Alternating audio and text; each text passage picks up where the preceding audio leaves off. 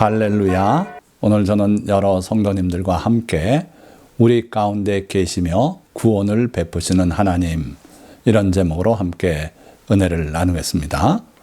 오늘도 세 단락으로 말씀을 증가할 텐데, 첫째 단락은 지금 우리 가운데 계시며 구원을 베푸시는 하나님.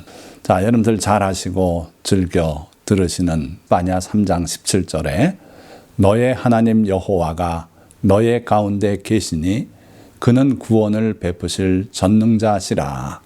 그가 너로 말미암아 기쁨을 이기지 못하시며 너를 잠잠히 사랑하시며 너로 말미암아 즐거이 부르며 기뻐하시리라.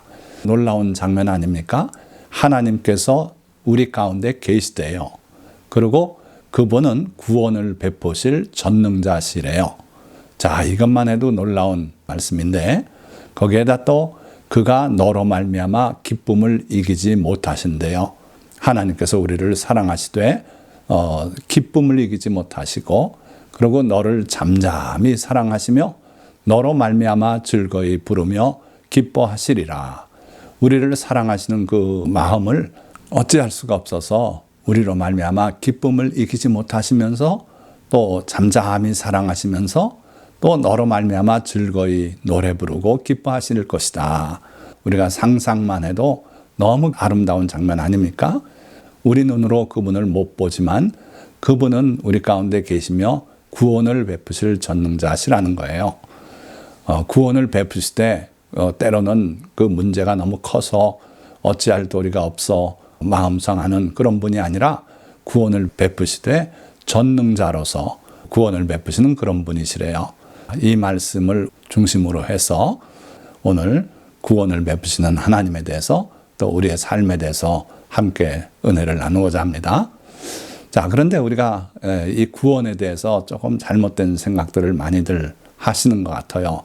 구원이 무엇인가? 예수 믿고 영원히 구원받아서 천국 가면 그게 구원받았다, 이렇게 생각하는 분들이 많아요. 틀린 말입니까? 아닙니다.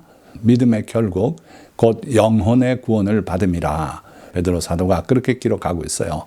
그러니까 우리가 믿는 믿음으로 인해서 얻을 수 있는 그 최종적인 결과가 뭐냐? 영혼의 구원이라는 거예요. 그러니까 영혼이 구원받는 것, 다시 말하면 하나님 나라에 들어가서 영생하고 사는 것, 이게 바로 최종적인 구원이다. 가장 소중한 구원이다. 그런 말씀이에요. 그러니까 맞는 말씀입니다. 그러나 이 원래 의미부터 따져 들어가 보면 구원은 신약 시대에만 쓴 것이 아니라 구약 성경에 여러 차례 이 구원이라는 말씀이 나와요. 그리고 그 원어는 예슈아입니다. 여기 히브리어로. 우리 주 예수 그리스도의 이름이 예슈아예요. 그걸 우리말로는 예수라 그러고 영어로는 지저스라 그러고 나라마다 이렇게 달리 발음하지만 원 발음은 예수님의 이름은 예슈아고, 이 예수아가 다시 말하면 구원이에요. 자, 그럼 그 본 뜻은 뭔가? 이 옆에 있는 그림, 풍랑 속에 빠져들어가는 베드로에게 주님이 다가오셔서 손을 잡아서 건져주지 않으십니까? 바로 그거예요. 건져낸다 하는 뜻이에요. 무엇에서 건져내는가? 전쟁에서 건져내시기도 합니다. 이것도 구원이에요. 어디로 건져냅니까? 이 물속에서 건져 올려서 배에 함께 오르지 않습니까? 그것처럼 전쟁에서 건져내서 승리로 우리를 옮겨주시는 분이 하나님이시고, 그게 바로 하나님의 구원이다 하는 거예요. 또 우리가 질병에 걸렸을 때는 우리를 그 질병 가운데서 건져내셔서 치료와 건강으로 옮겨주십니다. 그게 바로 하나님의 구원이다. 우리가 가난해서 어려워할 때 다가오셔서 구원을 베푸시는데 그때는 우리를 건져서 부요로 옮겨주시더라 하는 거예요. 또 우리가 죄를 짓고 죽음의 문턱에 다다르고 이럴 경우에 예수 그리스도를 믿고 구원받아서 영생의 나라로 갈 수 있게 그렇게 건져주신다는 거죠. 자, 이거 외에도 여러 가지 구원받아야 할 상황들이 있겠지만 어쨌든 우리 주님께서 오셔서 우리를 건져서 복된 자리로 옮기는 것, 이게 바로 구원이다. 그래서 구원이라는 것은 꼭 영혼이 천국에 가는 것만이 구원은 아니다. 자, 그렇다면 이 구원이 내일을 위한 것인가? 아니라는 거예요. 출애굽기 14장 13절 말씀 보니까 모세가 백성에게 이르되 너희는 두려워하지 말고 가만히 서서 여호와께서 오늘 너희를 위하여 행하시는 구원을 보라. 오늘 행하시는 구원이래요. 그래서 하나님의 구원은요, 미래형이 아닙니다. 오늘 현재 우리와 함께 계시고 오늘 우리의 그 여러 가지 어려움에서 건져내서 복된 장소로 옮기시는 것. 이게 바로 하나님의 구원이시고 하나님은 그 구원을 오늘 현재 우리가 살고 있는 이 시대에 이루시길 원하시는 분이다 하는 거예요. 구원을 베푸시되 능력의 한계가 없어요. 그래서 기드온을 통해서 구원을 베푸실 때 사사기 7장 2절에서 3절 말씀 보니까 여호와께서 기드온에게 이르시되 너를 따르는 백성이 너무 많은즉 내가 그들의 손에 미디안 사람을 넘겨주지 아니하리니 이는 이스라엘이 나를 거슬러 스스로 자랑하기를 내 손이 나를 구원하였다 할까 함이니라. 자, 다들 잘 아시는 내용이겠지만 간략히 설명드리면 이 미디안 족속들이 이스라엘을 괴롭힐 때 하나님께 부르짖기 시작했죠. 그때 하나님께서 기드온을 택하여서 구원을 베푸시려고 이스라엘 백성을 모으라 신호를 보냈고 백성들이 모여들었어요. 얼마나 모여들었는가 보니까 32,000명이 모여들었습니다. 그런데 그 백성이 너무 많다는 거예요. 미디안 족속들이 이미 쳐들어왔는데 그 수가 셀 수 없게 많았어요. 그런데 32,000명의 이스라엘 병력 가지고는 상대가 되지 않습니다. 그런데도 하나님께서는 백성이 너무 많대요. 왜 그렇습니까? 이 전쟁은 하나님이 싸우실 전쟁이기 때문에 그래요. 그래서 너무 많다. 내가 그들의 손에 미디안 사람을 넘겨주지 않을 것이다. 왜 그러는가? 만약에 지금 32,000명으로 싸워서 이기면 이스라엘이 스스로 자기들의 손의 힘으로, 즉 자기 군사력으로 이겼다고 자랑할까 걱정이 된다는 거예요.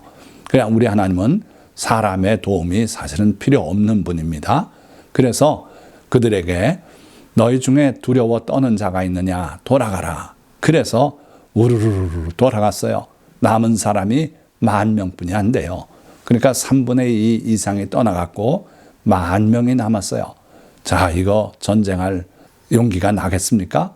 그런데 하나님은 의외로 이것도 많다. 그래가지고 그들을 이끌고 개울가로 내려가서 물을 먹게 하셨어요.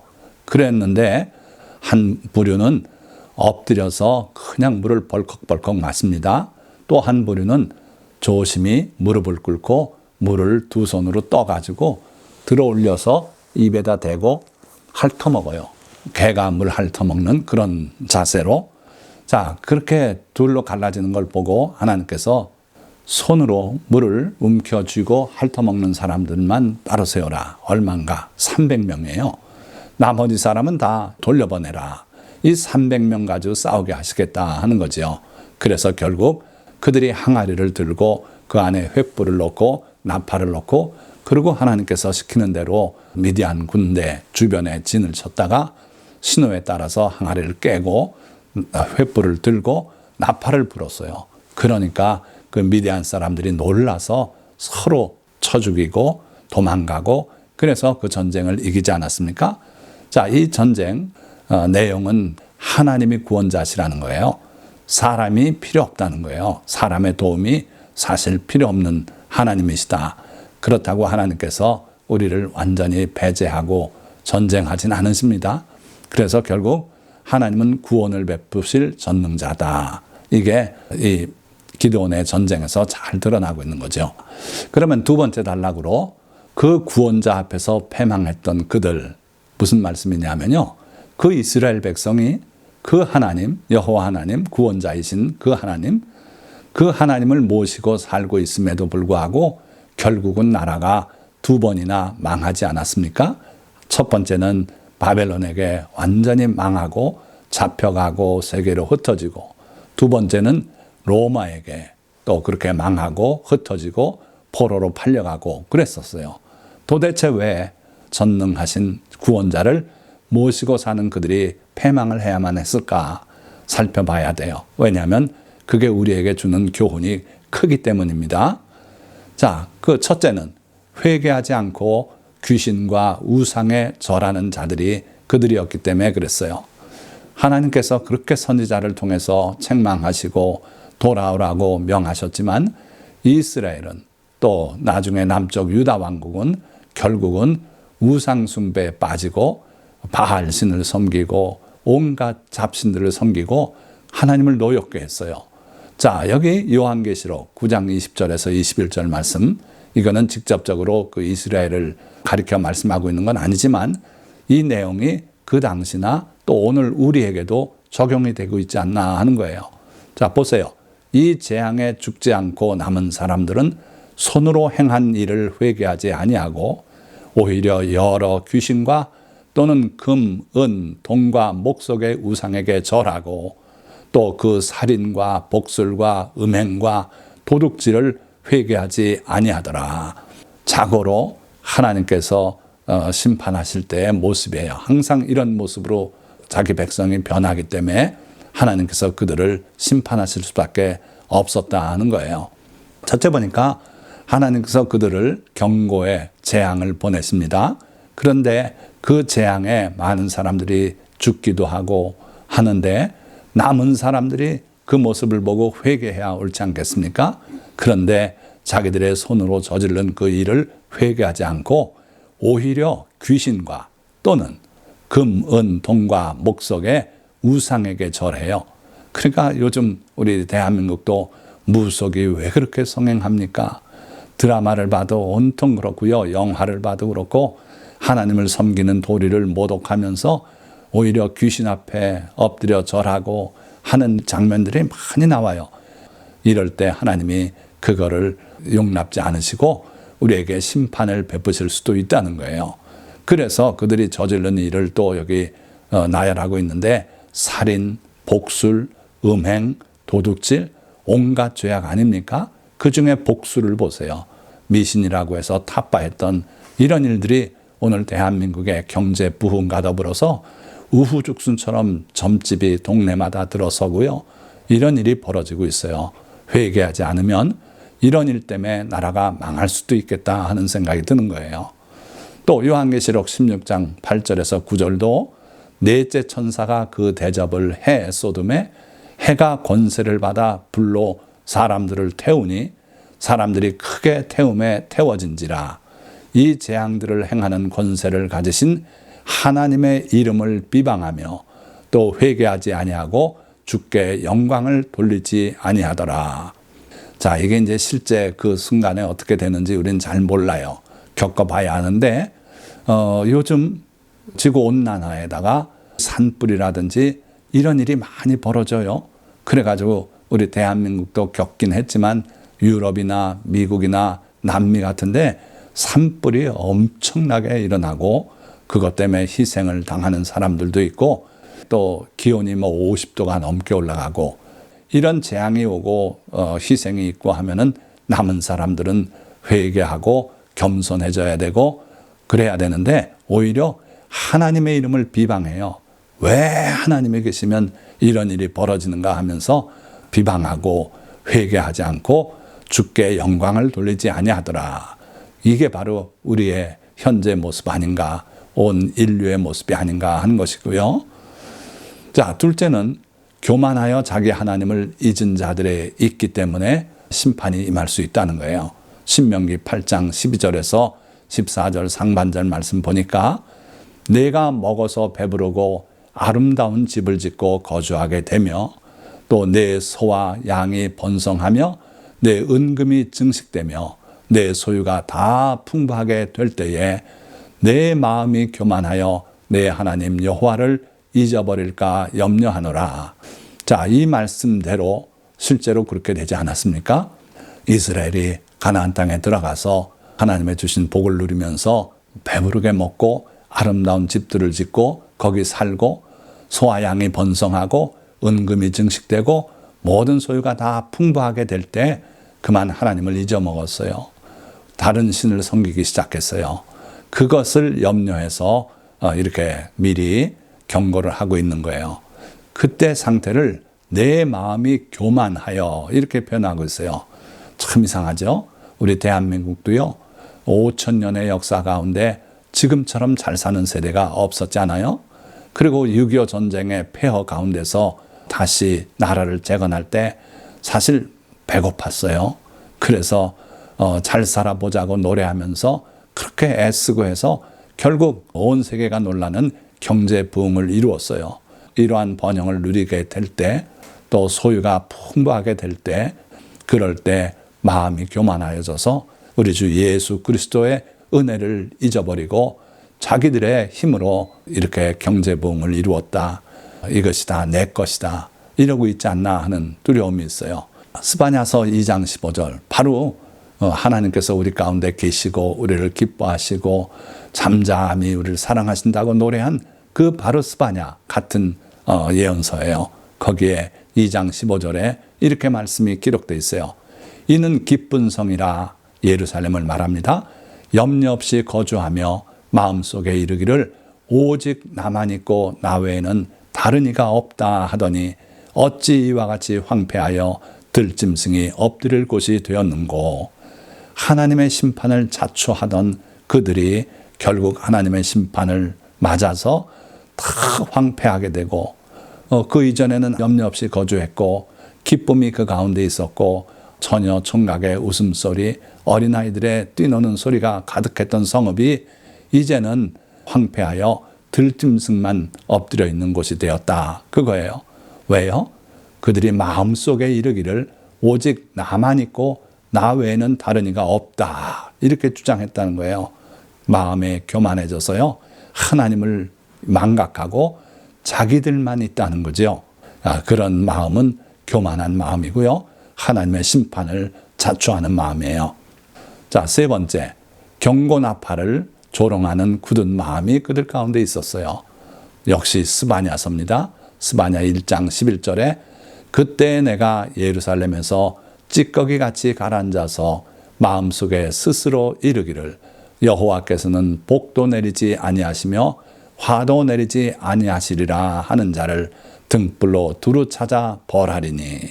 자, 놀랍게도 이 하나님께서 우리 가운데 계시는 구원자시라고, 우리를 사랑하시는 하나님의 그 사랑이 어떠하신지를 노래한 그 스바냐 1장 11절에는 당시에 예루살렘 주민들의 상태를 이렇게 말씀하고 있는 거예요. 그때에 내가 예루살렘에서 찌꺼기같이 가라앉아서 마음속에 스스로 이르기를, 하나님은 중심을 보시는 하나님이라 그랬잖아요. 중심이 다른 말 아닙니다. 마음입니다. 우리 마음속을 보시는 하나님이 우리의 마음을 정확히 이렇게 진단하셨어요. 뭐라 그랬어요? 여호와께서는 복도 내리지 아니하시며 화도 내리지 아니하시리라 하는 자들이 있더라는 거예요. 오늘 이런 사람들이 많지 않습니까? 심지어 성도 가운데서도 설마 하나님께서 우리를 심판하시겠냐, 그런 분들이 있습니다. 그러나 우리 하나님은요, 우리가 잘못된 길을 가면은 매를 들고 때리기도 하시는 분이에요. 우리를 사랑하시기 때문에 그렇다는 거예요. 그런데 마음속에 스스로 여호와께서는 복도 내리지 아니하실 것이다, 화도 내리지 아니하실 것이다, 이런 사람들이 많아서 선지자들이 하나님의 명을 받고 가서 그렇게 외쳐도 콧등으로도 듣지 않았던 그런 사람들이 많았다는 거예요. 그 결과 어떻게 됐습니까? 결국은 심판을 불러서 유대인들이 다 멸망하고 바벨론으로 포로가 되고 이러지 않았어요?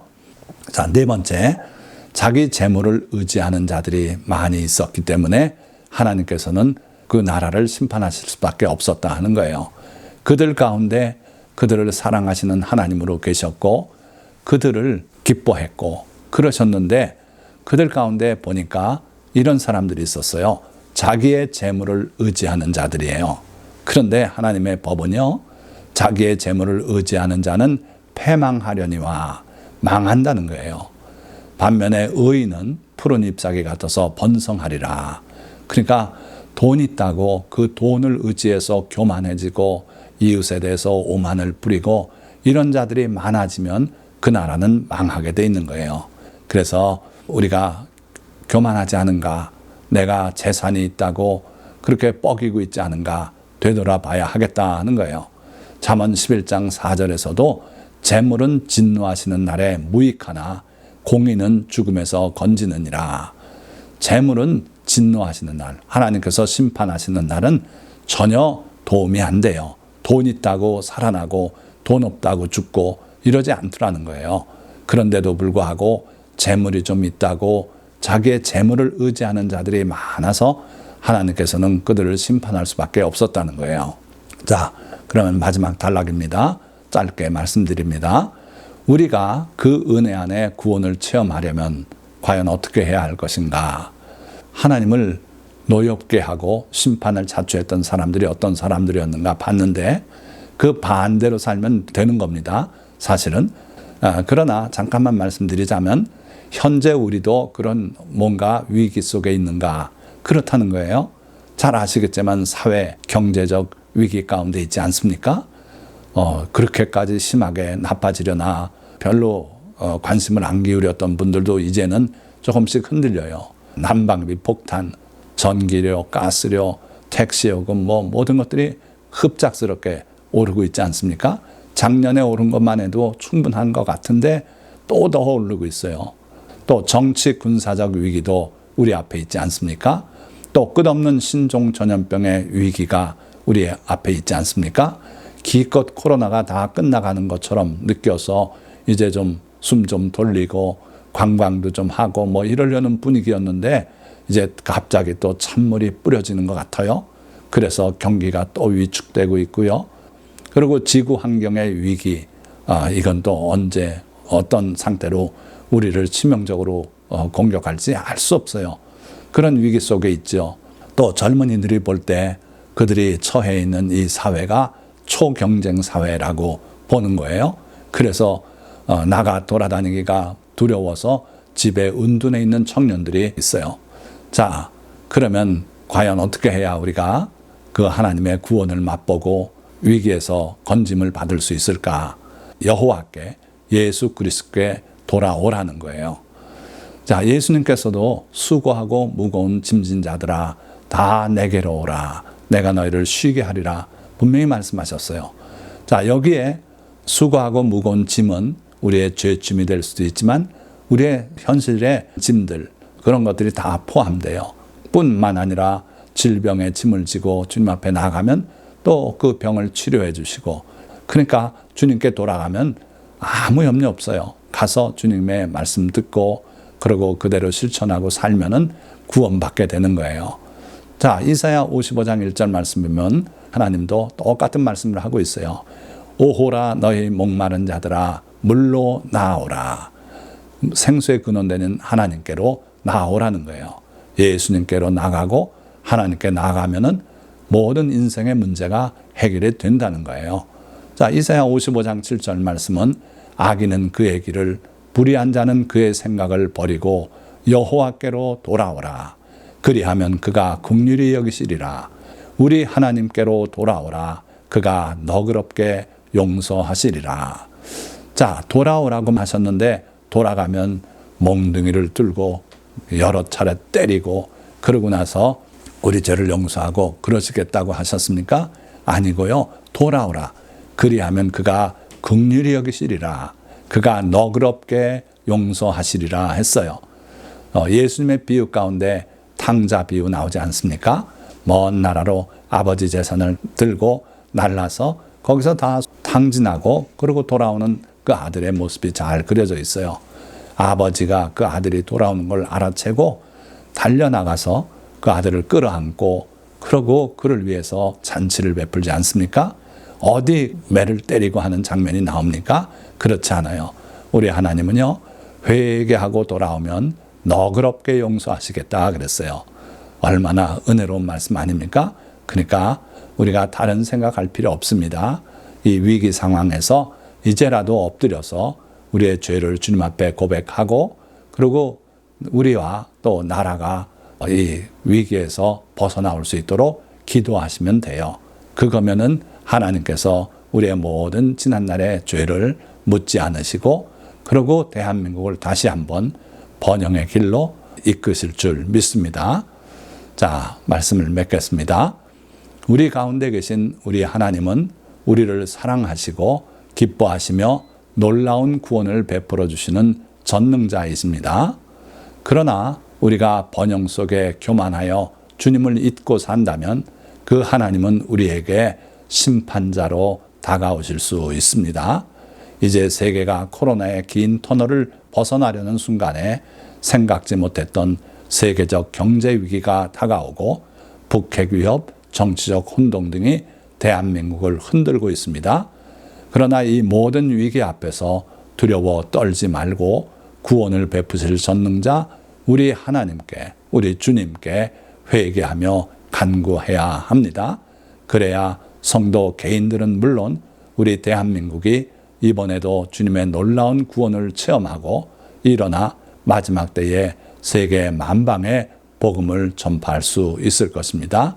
오늘 이 말씀을 들은 모든 성도님들은 나라를 위해서 또 자신을 위해서 가정을 위해서 교회를 위해서 주님 앞에 회개하고 기도하는 그러한 성도님들이 다 되시기를 예수 그리스도의 이름으로 축원드립니다. 기도하시겠습니다.